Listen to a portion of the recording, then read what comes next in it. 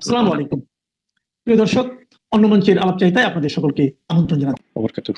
সম্মানিত দর্শক, আওয়ামী লীগ কবে ফিরে আসবে, কিভাবে আসবে, তারপর আওয়ামী লীগ ফিরে এলে আমাদের অবস্থা কি হবে, ওনাদের অবস্থা কি হবে, তাদের অবস্থা কি হবে, এ সকল কথা নিয়ে হরহামেশা তুমুল আলোচনা হচ্ছে। আর এ সকল আলোচনা উস্কে দেওয়ার জন্য প্রায় দেখা যাচ্ছে ঢাকা রাজপথের বিভিন্ন এলাকাতে আওয়ামী লীগের মিছিল হচ্ছে, একেবারে ঝড়ের গতিতে ঝটিকা মিছিল। সবচেয়ে আশ্চর্য ব্যাপার হলো যে এই মিছিলগুলো ক্রমশ ঘন ঘন হচ্ছে এবং মিছিল আর আকার বেড়ে যাচ্ছে।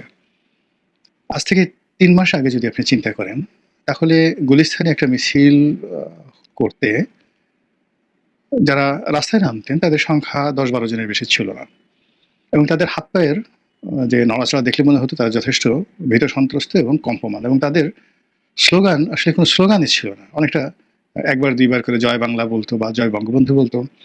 শেখ হাসিনার নাম ৩ মাস আগে আসলে এভাবে শোনা যায়নি, কিন্তু ইদানিংকালে যেটা দেখা যাচ্ছে যে একদিন দুদিন পরপরই ঢাকার রাজপথে মিছিল হচ্ছে। দেশের জঙ্গি কায়দায় শেখ হাসিনাকে উদ্দেশ্য করে তাকে স্বাগত জানিয়ে যেভাবে আওয়ামী লীগের মিছিল, আওয়ামী লীগ যখন ক্ষমতায় ছিল তার চেয়ে ঝড় গতিতে এখন মিছিল করার চেষ্টা করা হচ্ছে। এবং এই মিছিলটা হলো যারা করছে, কখনো মশাল জ্বালিয়ে রাতে করছে, কখনো দিনের বেলায় করছে, কখনো ইদানিং তারা ঠিক সেই মাস্কও পরছে না।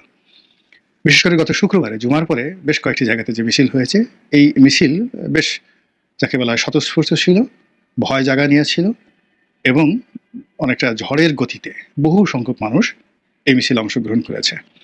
সেখানে যে সকল স্লোগান হয়েছে, ঠিক ৮০-র দশকে এরশাদ বিরোধী আন্দোলনের সময় মিছিলে যে স্লোগানের গতি ছিল, উত্তাপ ছিল, ঠিক ওই রকম একটা উত্তাপ ছড়ানোর চেষ্টা করা হচ্ছে। এখন এই সকল জিনিস কেন করা হচ্ছে? আওয়ামী লীগ কি খুব দ্রুত রাজনীতিতে ফিরে আসছে? শেখ হাসিনা কি বাংলাদেশে টুস করে ঢুকে পড়বেন, কিংবা তিনি কি সামনের নির্বাচনে অংশগ্রহণ করবেন অথবা নির্বাচন বানচালের চেষ্টা করবেন বা করছেন? ভারত আওয়ামী লীগকে নিয়ে কি চিন্তা ভাবনা করছে?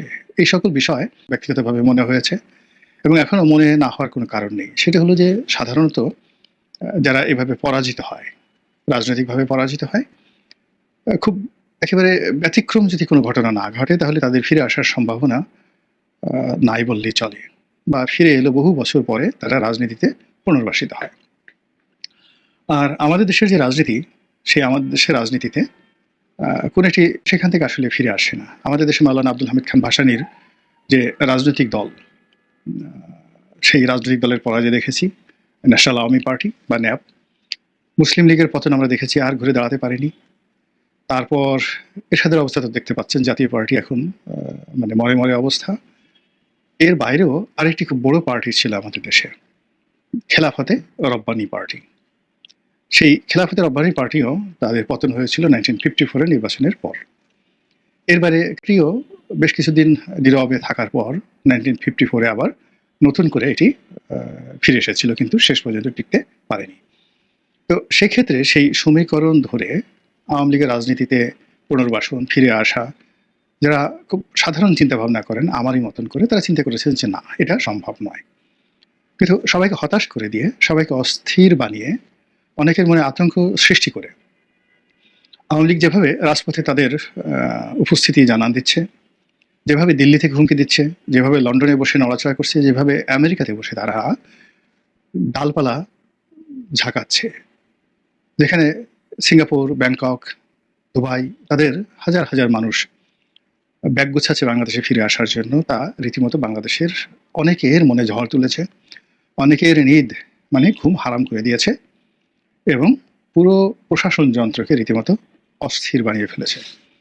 যেখানে আমাদের প্রশাসন এই মুহূর্তে, বিশেষ করে পুলিশ বাহিনী, সেনা, একটা মব তৈরি হলে সেখানে পুলিশ, সেনাবাহিনী রীতিমতো ১০ ঘাটের পানি তারা খেয়ে ফেলে। চট্টগ্রাম বিশ্ববিদ্যালয়ে এক নাগারে মারামারি হলো স্থানীয় জনগণের সঙ্গে।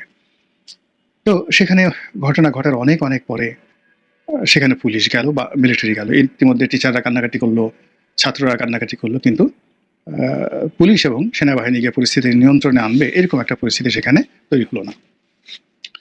এরপরে আপনি যদি অ্যাডভোকেট ফজলুর রহমান সাহেবের বাসার কথা চিন্তা করেন, সেখানে ৪-৫ জন লোক মব করলো বা ১০-১২ জন। তো সেই মবের সময়টিতে সেনাবাহিনী আসলেন, তারা দাঁড়িয়ে দাঁড়িয়ে দেখলেন, তারপরে পুলিশ আসলেন, পুলিশের কর্মা যারা কর্মকর্তা তারা মবকারীদেরকে খুব বুঝালেন, নানাভাবে বুঝালেন যে বাবারে সোনারে, আমরা তোমার বাবার মতো এই ভাষায় আসলে গালাগালি করে না, এই সমস্ত সাউয়া না, তোমরা যদি এই ভাষায় গালাগালি করো আমরা আসলে মুখ দেখাবো কি করে। কিন্তু তারা ঠিক সেই কথা শুনলো না। তো যাই হোক, এরকম একটা ছোটখাটো মব নিয়ে আমাদের দেশে যা কিছু হচ্ছে, এবং সর্বশেষ যে সবচেয়ে যাকে বলা হয় বিব্রতকর যে মবটি, সেটা হলো রাজবাড়ির গোয়ালন্দে নুরা পাগলার মব। তো নুরা পাগলার কবরের সঙ্গে যে আচরণ করা হলো,